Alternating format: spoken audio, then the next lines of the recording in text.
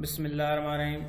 दोस्तों, तव्हां ॾिसी रहिया आहियो कंप्यूटर नॉलेज इन सिंधी। मां आहियां तव्हांजो होस्ट अताउल्ला।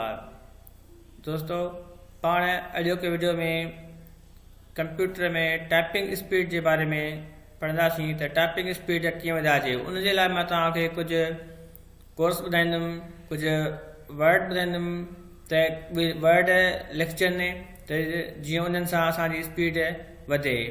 उमेद थी कजे त तव्हांखे मां जेको सबक़ु ॿुधाईंदुमि, जेकॾहिं तव्हां उन ते अमल कंदव त तव्हांजी टाइपिंग जी स्पीड चंद ॾींहंनि में 30 खां 40 वर्डनि ताईं पहुची वेंदी।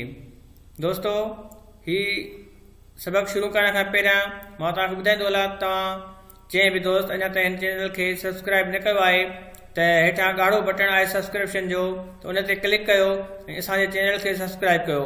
दोस्तों, मां तव्हांखे सिर्फ़ु 7 लाइनूं ॿुधाईंदुमि त हर हिकु लाइन खे तव्हां ॾींहं में घटि में घटि 8 खां 10 भेरा लिखो त इनशाअल्लाह तव्हांजी टाइपिंग जी स्पीड जेका आहे सा 30 खां 40 वर्डनि ताईं 2 खां 3 ॾींहंनि जे अंदरि थी वेंदी। जेका पहिरीं लाइन असांजी आहे उहा आहे ASDF स्पेस ॾींदासीं LKJ। हीअ ई अखर घटि में घटि तव्हां 5 खां 8 लाइनूं डेली लिखो। उन खां पोइ जेका असांजी ॿी लाइन हूंदी उहा हूंदी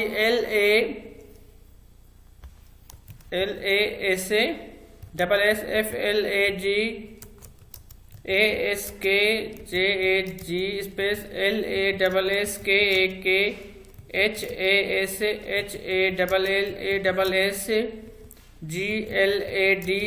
GLADLASS। दोस्तों, हीअ लाइन जेका आहे तव्हां हीअ लाइन बि घटि में घटि 4 खां 5 खां 6 दफ़ा ताईं लिखो। ऐं इन खां पोइ जेका टी लाइन आहे उहा आहे AQASWSDED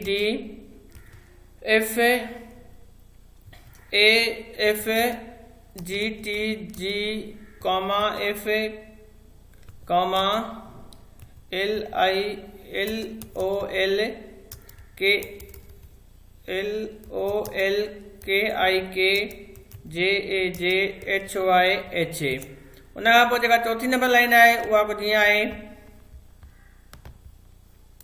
LIKE like HID hide SURE STAY STTIDY SHOWFLOW QUIPPIQ।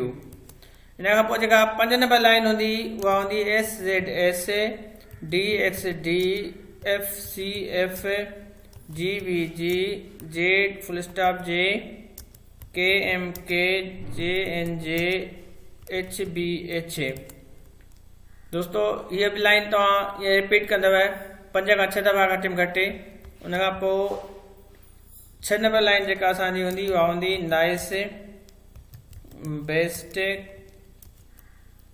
5MIZY मिज़ी SIZ ZERO ZINE ज़ाइन। ऐं जेका असांजी लास्ट लाइन हूंदी उहा हूंदी the quick brown fox jumps over the little lazy dog. दोस्तों, हीअ 7 लाइनूं जेकॾहिं तव्हां ॾींहं में हिकु लाइन 5 खां 8 दफ़ा ताईं लिखंदव त इनशाअल्लाह 2 ॾींहंनि जे अंदरि तव्हांजी टाइपिंग स्पीड जेका हुआ तमामु सुठो इम्प्रूव थी वेंदो। ऐं मां उमेद थो कयां त तव्हां हिन ते ज़रूरु अमल कंदव, ख़ासि तौर ते उहे दोस्त जेके कंप्यूटर ऑपरेटर लाइ अप्लाई कनि था कंहिं बि जॻह ते, त उन लाइ हीउ जेको आहे तमामु घणी फ़ाइदेमंद थींदी। ऐं उमेद थी कजे त तव्हांखे इन असांजे वीडियो मां ज़रूरु फ़ाइदो हासिलु थींदो। ऐं ॾिसंदा रहो असांजो channel computer knowledge in Sindhi ऐं सब्सक्राइब कयो, असांजा वीडियोज़ लाइक कयो। दोस्तों, महिरबानी।